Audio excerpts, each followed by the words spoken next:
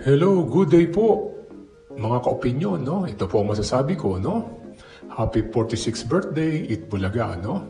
Okay po, dun sa therapy, no? Yung Dabar Cards na pumasyal sa anniversary, dating host ng Itbulaga, si Sir Jimmy Santos.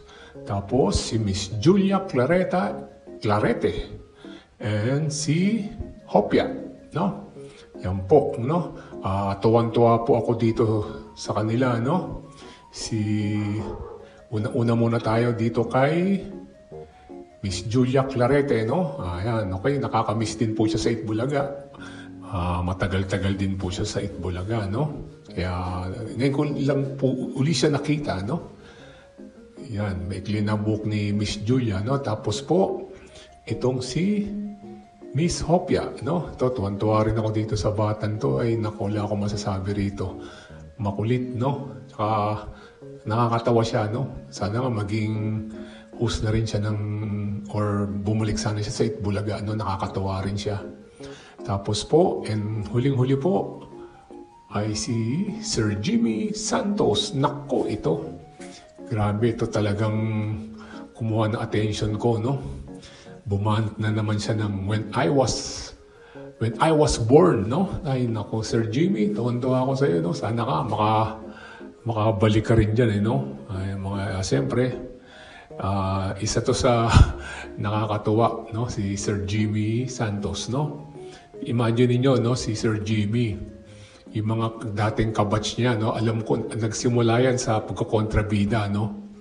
Kita nyo, imagine niyo po, no, yung mga ibang dating artista, no, lalo na po yan, na identified sila sa TBJ, si Sir Jimmy Santos, si Mr. Yoyong Martires, no, yan si Mr. Richie D. Horsey, no, the late Richie D. Horsey, tapos si ano po, no, si Rene Requestas, no, sila Ayala, no, basta na-identified ka po sa tatlo, no, sa TBJ, tatagal ka sa industriya, no? Tulad po nitong si Sir Jimmy hanggang ngayon, tignan niyo po, no? Yan. Isa pa po si dating kontrabida, si Larry Silva. Yan po, kita niyo, ha? Sama siya ni Bossing Vic Soto. Tignan niyo po, tumagal yung kanyang karir, di ba? Kaya lang medyo nagkasakit at parang na-heart attack po, no? Kaya yung mga iba talagang na identified kay Sir Joey, no, yung mga naging sidekick niya sa mga kanya-kanyang pelikula, tsaka kay Bossing, yan, no, talagang tumagal ang karir nila, no. Yan. Tapos si Tito Sen kasi naging senator na, kaya hindi na masyado busy na kasi siya sa politics, no. Kaya yan talaga pag nakadikit ka sa TBJ, no, talagang tatagal talaga yung karir mo, no. Tapos yan nga si Sir Jimmy Santos, no, talagang nakakatawa talaga po yan, no. Kita nyo, dating dating kontrabida, kita nyo, no, tumagal din yung karir niya, di ba? Nagkaroon ng pelikula, tapos nagkaroon ng solo movie, ang dami rin Sumikat si Sir Jimmy, no. Yan, kaya nakakatawa talaga si Sir Jimmy, no, pag naalala ko yung when I was born, no.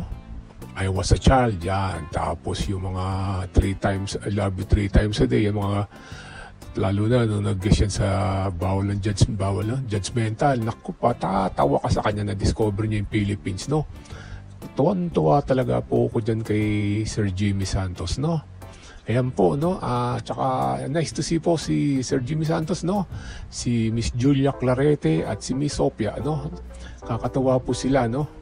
Yan, si magaling gumiling-giling yan si Miss Sophia, no? Talagang masayang-masaya po yung anniversary nila, ng 46th birthday ng Itbulaga. Ayan po, thanks for listening. God bless po. Please like and subscribe. Happy 46th birthday, Itbulaga. Mabuhay Pilipinas. Please like and subscribe po. Maraming salamat po.